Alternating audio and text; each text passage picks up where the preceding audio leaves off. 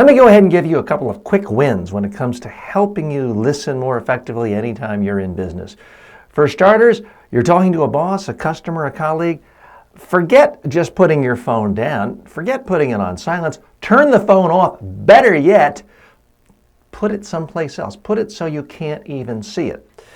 Next, if you're like me and you have a smartphone or a smartwatch, hit it on the theater mode so you're not tempted to have even a flash.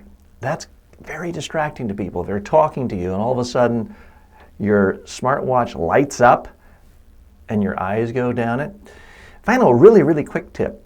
If you're listening to someone over the phone, turn away from your screen. If you're like me and most people, you're talking to someone on the phone, you can't resist multitasking, checking out the email, checking out Facebook, what's new on Twitter.